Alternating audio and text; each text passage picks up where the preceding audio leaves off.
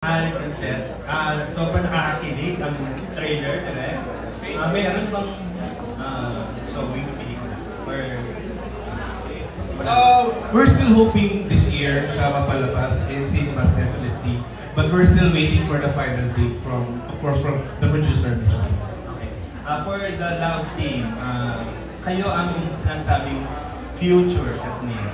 Or anong dating sa inyo nung may naabangan naman kayo ng mga blockbuster films after this? Sakali. Katniel na sobrang daming blockbuster movies na nagsimula sa Love Team tulad ninyo. Ang masasabi ko po personally talaga, syempre po nakakataba ng puso na maihalin tulad kami po kila Ate Kat.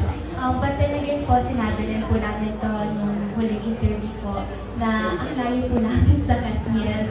At sobrang, iba po kasi sila eh. Pero we look up to them po. They are inspiration po sa amin. Kahit kanina naman po siguro sa industriya to. But yun lang po, nakakatuwa and at the same time nakaka-pressure po kasi parang ang laki ng hinihintay at inaabangan sa amin ng mga tao.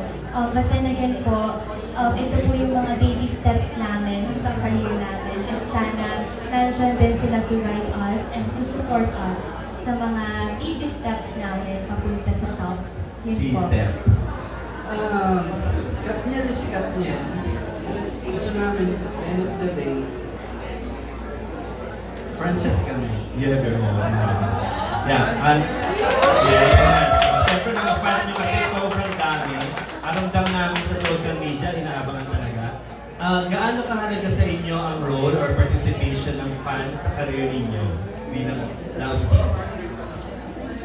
Kaya may pelikulang may future yung siguro dahil sa kanila. And I'm sure dahil sa kanila, sa mga nagmamahal sa amin, sa mga nagtitiwala sa kakayanan namin, sa mga patuloy na sumusuporta simula nang naging pumasok kami siya sa showbiz industry. And sobrang pressure, pero isa rin sila sa rason kung bakit patuloy namin ito ginagawa. Sa isang artista at aktor, napaka-importante na may taong naniniwala sa iyo. Ganado ka sa trabaho para gawin mo.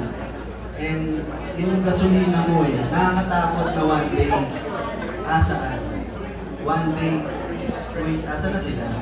Isa yun sa mga nakakatakot sa pagiging artista at isang aktor. Pero hanggat nandiyan pa, syempre pinapahalagahan namin at regalo namin ito para sa kanila. Sa pagmamahal na ramdam namin. Na kahit nasan kami, nasa harap man kami ng camera o nasa tiga kami ng camera. Sa bahay kami, nasa set kami, ramdam namin. Sobra nila kami mahal. And syempre po, yung pressure from them, we take it as a motivation. Kasi at the end of the day po, everything that we do it for them also.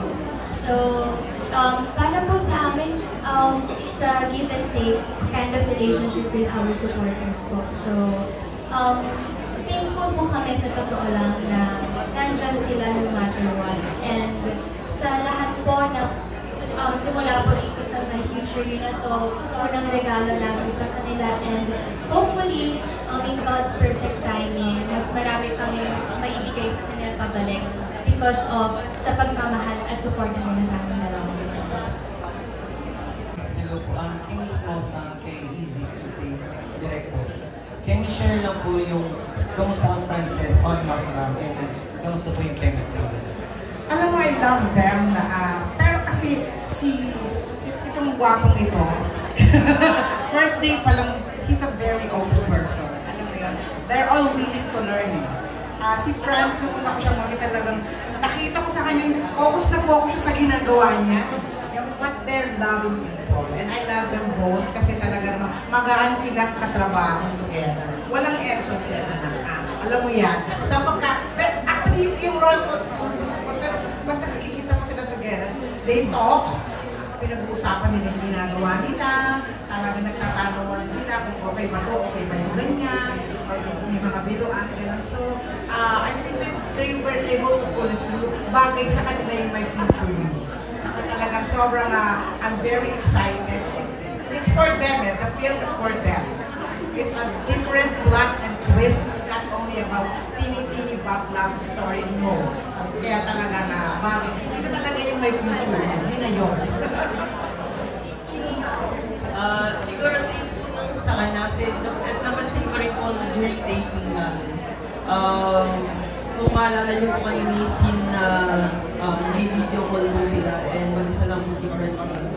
During po nung time na yun, nandun rin po sa mismong set si Zed para supportahan si Francine sa sequence na yun. Kaya dun mo po talaga makikita na hindi sila nandyan para lang sa work, kumbaga nandyan sila para supportahan yung nilagay sa Actually, susuportahan ko yung sinabi ni Izzy kasi after our reading, first reading dito sa Valencia, kinausap ko silang dalawa. Sabi ko maraming eksenang mag-chat-chat kayo at mag-video call pero wala kayo sa camera. Can you support each other? Kahit wala ka sa camera, can you be behind the camera to throw your lights? Ginawa nila. Kahit wala sila sa shot, nandun sila to feed the lines of their character. Para gusto ko kasi mas normal yung reaction nila eh. Hindi AD yung nagbabato ng dialogue, hindi script ko yung nagbabato ng dialogue. Pag co-actor kasi mas natural na magre-respond yung kausap eh.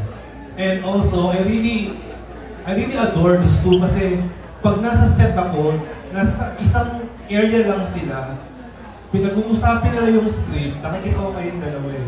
Pinag-uusapin nila yung script, paano siya i-deliver, o paano siya aatakihin. They talk about the scene. I mean, those are the traits of professional actors eh. These are really professional young actors of our generation. Mahusay sila, and they always support each other, hindi sila nag-iiwan. Kahit sa pagkain, nagustuhan ko. Joke lang. Oo naman, sweet naman talaga. Kaya nga nag-post ako dati, Francette is love. Kasi ang sarap, nakakakilig silang panoorin. As young actors, I mean, nakakakilig. Alam mo yung sa edad ko ito, 44 na ako. Ginamit ako sila. Naalala ko nung high school ako. Wala, yun lang. The usual lang naman, trabaho lang naman kami. They support each other. They draw lines their screen together. I mean, support si Samson. Yun lang. Masarap ka na mo yung tanong. Okay lang.